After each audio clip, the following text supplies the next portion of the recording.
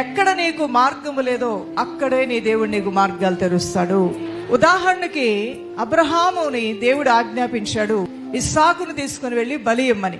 అబ్రహాము కుమారుణ్ణి ఆ కట్టెల మీద పేర్చినప్పుడు అబ్రహాము మనసులో 2 విధాలుగా అనుకుండొచ్చు. బిడ్డనిచ్చాడు దేవుడే, ఆ బిడ్డను తిరిగి ఇవ్వమంటున్నాడు. ఆ దేవుడు యథార్థవంతుడు, ఏది చేసినా ఆయన న్యాయయుక్తంగానే చేస్తాడనే నమ్మకమే ఉండొచ్చు. తన మనసుకు అది బాధ కలిగించేదైనా తన స్వహస్తాలతో తన కుమారుణ్ణి కత్తితో ఒక గొర్రెనో ఒక జంతువునో తల నరికినట్లుగా తన సొంత కుమారుని బలర్పించడం అనేది ఏ తండ్రికి అది సాధ్యమయ్యే పని కాదు. అయినప్పటికీ కూడా కత్తి ఎత్తాడు అంటే అతనిలో దేవుని పట్ల ఉన్నటువంటి అపారమైనటువంటి నమ్మకం.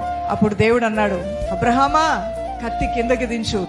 నాకన్నా ఎక్కువగా నీ బిడ్డను ప్రేమిస్తున్నావేమో అనుకున్నాను, గాని నీకు పెట్టిన కఠినమైన పరీక్షలో నువ్వు అందరికన్నా ఎక్కువగా నన్నే ప్రేమిస్తున్నావని అర్థమైంది. అదిగో గొర్రె ఉందంటే కట్లు ఇప్పాడు.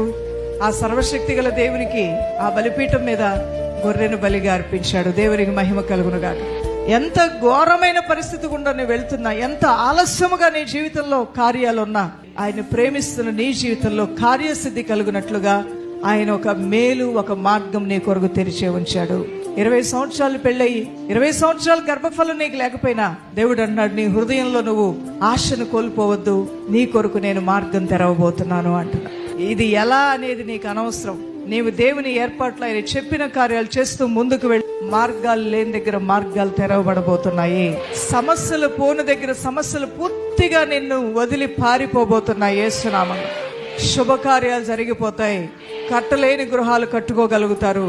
ఉన్నతమైన శిఖరాలకి మిమ్మల్ని దేవుడు ఎక్కిస్తాడు. ఇట్టి రీతిగా దైవజనమా, మార్గాలు లేని దగ్గర మార్గాలు సరళపరిచి నిన్ను దర్శి